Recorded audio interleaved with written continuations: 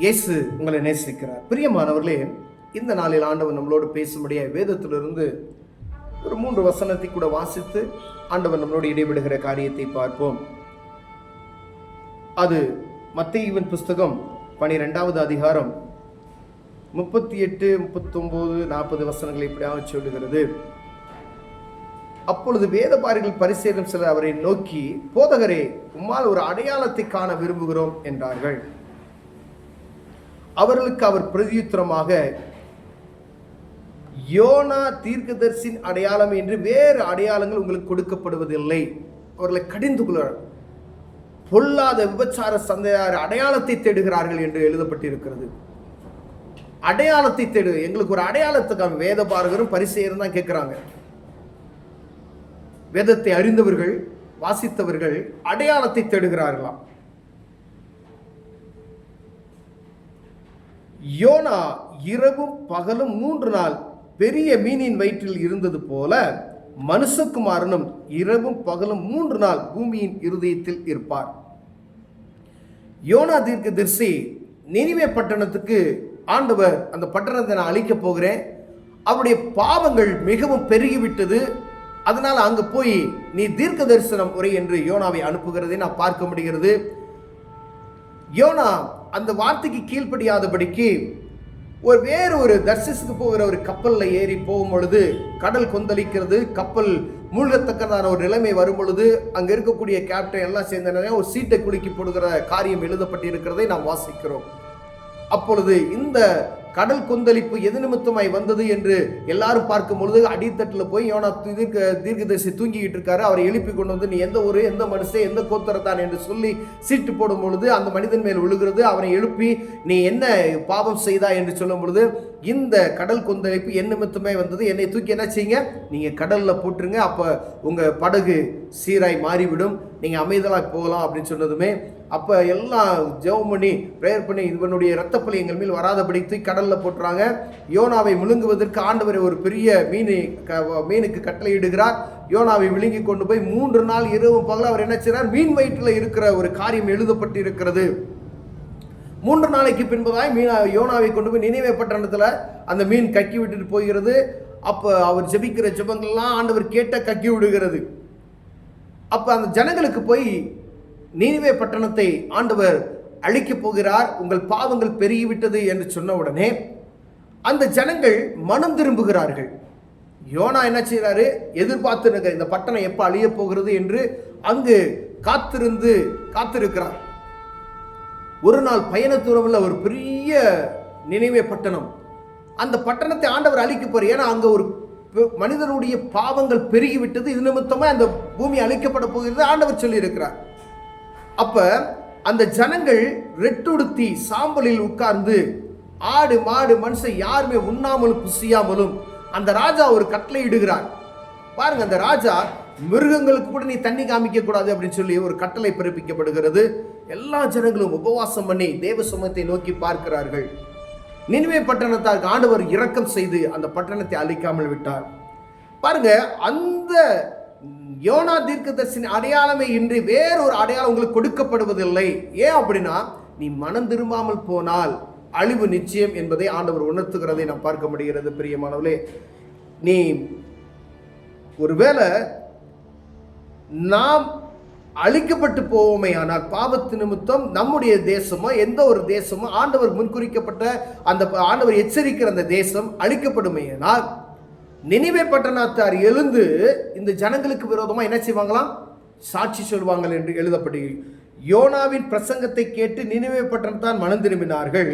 இதோ யோனாவிலும் பெரியவர் இங்கே இருக்கிறார், ஆதலால் நியாய தீர்ப்பு நாளிலே நினிவே பட்டணத்தார் இந்த சந்ததியாரோடு எழுந்து நின்று இவர்கள் மேல் என்ன செய்வார்களாம், குற்றம் சுமத்துவார்களாம். ஆண்டவராகிய இயேசு கிறிஸ்து இந்த பூமியிலே வந்தார். அவர் சிலுவையில் அடிக்கப்பட்டு 3 நாள் கடித்து உயிரோடு எழுந்தார். இந்த யோனாவினுடைய அந்த காரியம் போலயே இயேசு கிறிஸ்து பூமியின் இருதயத்தில் இருந்தார் என்று இந்த 3 நாள் என்று சொல்லப்படுகிறது. மீண்டுமாய் நின்று 3 நாள் அவர் இருதயத்திலே, பூமியின் இருதயத்திலே இருந்தார். மீண்டுமாய் உயிரோடு எழுந்து வந்தார். அவர் வந்ததை நோக்கம் மனிதனுடைய பாவத்தை மன்னிப்பதற்காக என்பதை நாம் அறிந்து கொள்ளும்படி அழைக்கப்படுகிறோம். ஐயா, உலகத்தில் இருக்கிற அனைத்து மனிதனும், ஒருவேளை அந்த நாள்ல ஆண்டவர் அனுப்பினது நினிவே பட்டணத்தை பாதுகாப்பதற்காக, இப்போ உலகமெங்கும் இருக்கிற எல்லா ஜனங்களுக்கும் இந்த சுவிசேஷம் அறிவிக்கப்பட்டு கொண்டு இருக்கிறது. ஏதோ ஒரு கிராமத்துக்கோ ஒரு தேசத்துக்கோ அல்ல. உலகத்தை உண்டாக்கினவர் சகல உலகத்தில் இருக்கிற மக்கள். அவர் சொன்னார், நான் வருமளவும் இந்த பூமியில் இருக்கிற அனைத்து ஜனங்களுக்கு என்ன செய்யணும், சுவிசேஷம் அறிவிக்கப்பட்டு இருக்காது என்று சொல்லப்படுகிறதை நாம் அறிந்திருக்கிறோம். அவர் வரும்பொழுது இந்த பூமியில் இருக்கக்கூடிய அனைத்து மனிதனும் இயேசு கிறிஸ்துவின் ரத்தம் சகல பாவங்களை நீக்கி சுத்திகரிக்கும் என்ற வசனத்தை ஒவ்வொரு மனிதனும் அறிந்திருப்பான் என்று வேதம் சொல்லுகிறது. அதுக்காகவே அவர் கால தாமதம் பண்ணி கொண்டு இருக்கிறார் என்பதை நாம் அறிந்திருக்கப்படுகிறது பிரியமான. அப்ப ஆண்டவர் சொல்லுகிறார், நீ ஒருவேளை அழிக்கப்படும் பொழுது நான் ஒன்றும் செய்யல அப்படின்னு சொன்னா நினிவே பட்டணத்தார் என்ன செய்வாங்களாம், உங்களுக்கு விரோதமாய் எழுந்து நின்று சாட்சி சொல்வார்கள் என்று எழுதப்பட்டு இருக்கிறது பிரியமானவர்களே.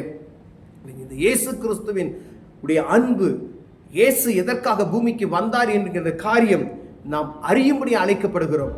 வேலை ஆண்டவர் சொல்றாரு, இந்த பூமிக்கு நான் வந்ததின் நோக்கம் என்ன, மனிதனுடைய பாவத்தை மன்னித்து அவனை மீண்டுமாய் நான் என்னுடைய சொந்த பிள்ளையாக ஏற்றுக்கொள்ளும்படியாகவே நான் வந்தேன். பாருங்க, நினிவே பட்டணம் எதிர்த்து நின்று இவர்கள் மேல் குற்றம் சுமத்துவார்கள் என்று சொல்லப்படுகிறது. அப்ப ஆண்டவராய் இயேசு கிறிஸ்து அவர்களுக்கு சொல்றாரு, நினிவே பட்டணத்தார் பாரு, 3 நாள் யோனா உள்ள இருந்தது போல நான் இந்த பூமியில இருக்கிறேன், பூமியில இருந்ததை நீங்கள் நினைவு கூறும்படியாய் இயேசு கிறிஸ்து மனிதனாய் வந்து மனிதனுடைய பாவத்துக்காய் அவர் மனிதனைப் போலவே தன்னை ஒப்பு கொடுத்து மரித்து அடக்கம் பண்ணப்பட்டு 3ஆம் நாள் உயிரோடு எழுந்தார் என்கின்ற செய்தி உலக மனிதர் எல்லாருக்கும் தெரியும் பிரியமானவர்களே. அப்ப நாம் பாவத்தை விட்டு விலகும்படியாய், பாவத்தை விட்டு தூரப்படுத்தும்படியாய் அழைக்கப்படுகிறோம்.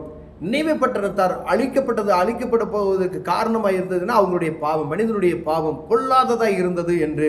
அதற்காகவே ஆண்டவர் என்ன செஞ்சார், அந்த நினிவே பட்டணத்தாரை அழிக்கும்படியாக யோனா தீர்க்கதரிசி அனுப்பினார். நாம் அழிந்து போகாமல் இருக்கும்படியாகவே ஆண்டவர் என்ன செஞ்சார்னா அவருடைய குமாரனா இயேசு கிறிஸ்துவை இந்த பூமிக்கு அனுப்பினார்.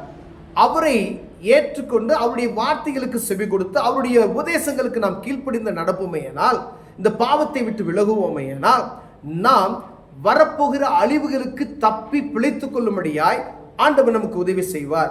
ஒருவேளை அந்த சத்தத்துக்கு செவி கொடுக்கல அப்படின்னு சொன்னா அழிக்கப்பட்டு போவது நிச்சயம் என்று சொல்லுகிறார். நியாய தீர்ப்பு நாள் ஒரு நாள் வரும். அந்த நியாய தீர்ப்பு நாள்ல நான் ஒரு பாவம் செய்யல அப்படின்னு சொன்னா நினிவே பட்டணத்தை எழுந்து நமக்கு விரோதமாய் சாட்சி சொல்வார்கள் என்று எழுதப்பட்டு இருக்கிறது பிரியமானவர்களே. அநேக நேரங்கள்ல நாம் இதை அள்ளத்தட்டி விடுகிறோம். மனிதனுடைய பாவத்தை மன்னிப்பதற்கு இயேசு கிறிஸ்து பூமிக்கு வந்தார்.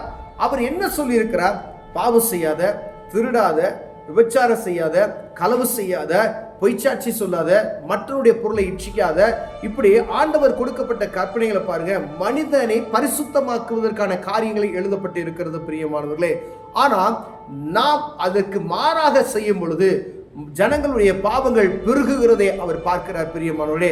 மனித நிமித்தமாய் ஏற்படக்கூடிய பாவங்களின் நிமித்தமாய் உலகம் அளிக்கப்படுகிறதை நாம் உணர்ந்து கொள்ளும்படியாய், ஒருவேளை நாம் பாவத்திலிருந்து விட்டு விலகுவதற்கு அவர் சமூகத்தில் நாம் அருவமையானால் ஆண்டவர் நம்மை மன்னித்து பரிசுத்தமாக்குவதற்கு வல்லமையுள்ளவராய் இருக்கிறார்.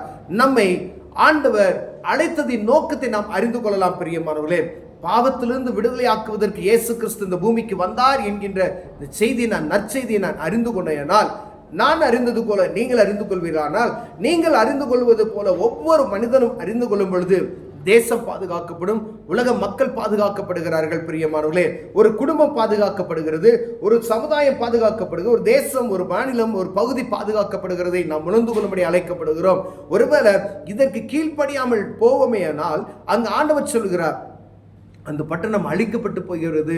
ஆண்டுடைய வார்த்தைக்கு செவி கொடுக்காத பாவம் உக்கிரகமாய் மாறும் பொழுது, பாவத்தின் நிமித்தமாய் அந்த பட்டணம் ரொம்ப அசுத்தமாய் மாறும்போது சோதம் குமாரா எப்படி அழிக்கப்பட்டதோ அதே போல அழிக்கப்பட்டு போக வேண்டும் என்று சொல்லப்படுகிறது பிரியமானவர்களே. ஒருவேளை அந்த நாள் நம்ம ஒண்ணுமே கேட்க முடியாது. நாம் செய்த தவறுக்கு தண்டனை அனுபவித்தே ஆகும் என்ற ஒரு சூழ்நிலைக்கு நேராக நாம் தள்ளப்படுவோம். பரலோகம் ராஜ்யத்துக்கு நாம் உள்ளே நுழையாத தடுத்து நிறுத்திவிடும் பிரியமானவர்களே. கண்களை மூடுவோம், செவிப்பு. அன்பின் தகப்பனே, ஆண்டவரே, நினிவே பட்டணத்தார் மனம் திரும்பினது போல நாங்கள் மனம் திரும்ப எங்களுக்கு உதவி செய்யுங்க. யோனா தீர்க்கதரிசியின் சத்தத்தை கேட்டு நினிவே பட்டணம் முழுமையாய் பாதுகாக்கப்பட்டார்கள். அந்த இயேசு கிறிஸ்துவின் சத்தத்தை கேட்டு எங்க குடும்பம், எங்க பட்டணம், எங்க தேசம், எங்க உலக நாட்டில் இருக்க அனைத்து தேசங்களும் பாதுகாக்கப்பட உதவி செய்வீராக. இயேசுவின் நாமத்தில் பிதாவே, ஆமென்.